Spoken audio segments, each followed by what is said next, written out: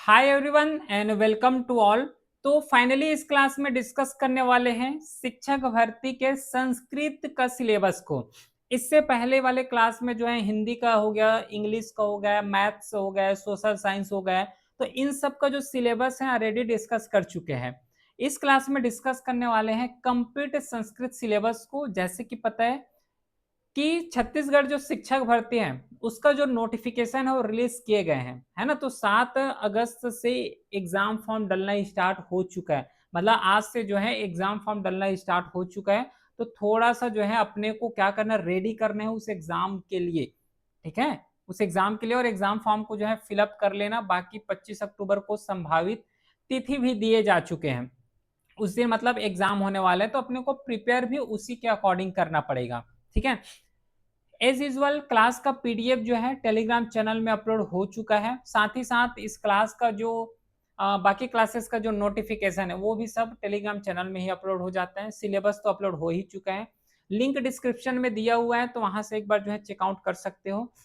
चलो स्टार्ट करते हैं फिर संस्कृत सिलेबस को। इसमें ध्यान रखना कि जो बाल विकास और शिक्षा शास्त्र है, भाषा ज्ञान और सामान्य अध्ययन है, तो जितने एस्पिरेंट चाहे हिंदी के लिए स्पेशल चुने हो या फिर मैथ्स का हो चाहे इंग्लिश का हो, सब लोग को जितना भी एस्पिरेंट अगर शिक्षक भर्ती के एग्जाम दिलाएंगे तो ये जो भाग ब और जो स है ना, सामान्य ज्ञान और जो भाषा ज्ञान है और बाल विकास है, ये सबको देना पड़ेगा। बस यहाँ पे एक डिफरेंस ये आ गया है कि अगर स्पेशल सब्जेक्ट ऑप्ट किए हो, जैसे कि हिंदी इंग्लिश हो गया, संस्कृत हो गया, तो बस उसी को बस एक्स्ट्रा अपने को प्रिपेयर करके जाना है। तो उसी के रेस्पेक्ट में आज कंप्लीट संस्कृत का सिलेबस को डिस्कस करने वाले। टोटल इसमें जो है 4 सेक्शन से क्वेश्चंस पूछे जाएंगे संस्कृत में। पहला सेक्शन व्याकरण से आएगा। अब ये व्याकरण में क्या आएगा इसको आगे बताता हूँ। ठीक है, व्याकरण में क्या क्या पूछे जाएंगे। फिर वाक्य रचना हो गया, काव्यांश हो गए, गद्यांश हो गए, तो यहाँ से क्वेश्चंस पूछे जाएंगे। अब इन सेक्शंस में क्या क्या क्वेश्चंस आएगा उसको डिस्कस करते हैं। उससे पहले देखो व्याकरण से जो है 20 क्वेश्चंस आएगा, 20 मार्क्स के क्वेश्चंस पूछे जाएंगे। मतलब अपने को व्याकरण को थोड़ा सा ज्यादा यहाँ पे प्रायोरिटी देना है।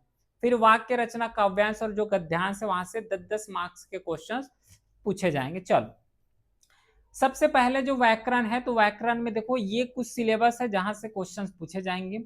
जैसे कि वर्ण और उच्चारण स्थान हो गया, शब्द रूप में जैसे कि स्वरांत हो गए, है ना, व्यंजनांत हो गए, सर्वनाम सर्व जैसे में जैसे कि किम हो गया, तत्व हो गए, तो यहाँ से जो है व्याकरण बेस्ड क्वेश्चन पूछे जाएंगे।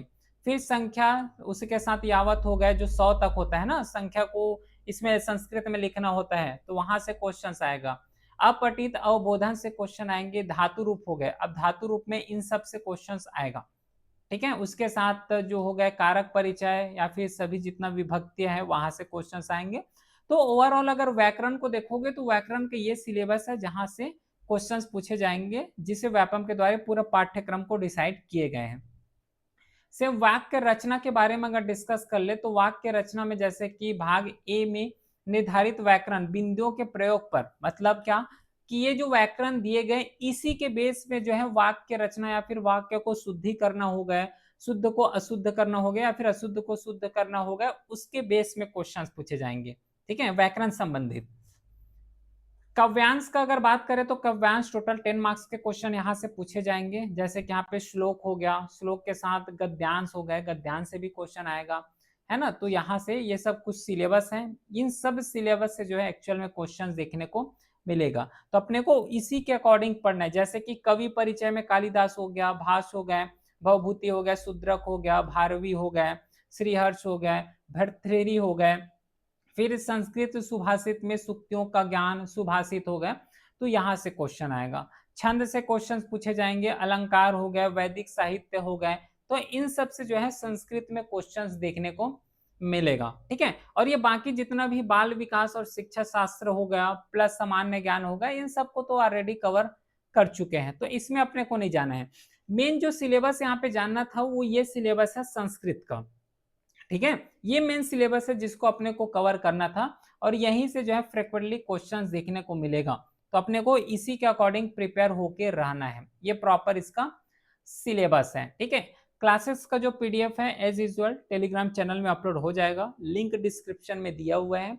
मिलते हैं नेक्स्ट क्लास में, तब तक के लिए thank you, well done, have a great day.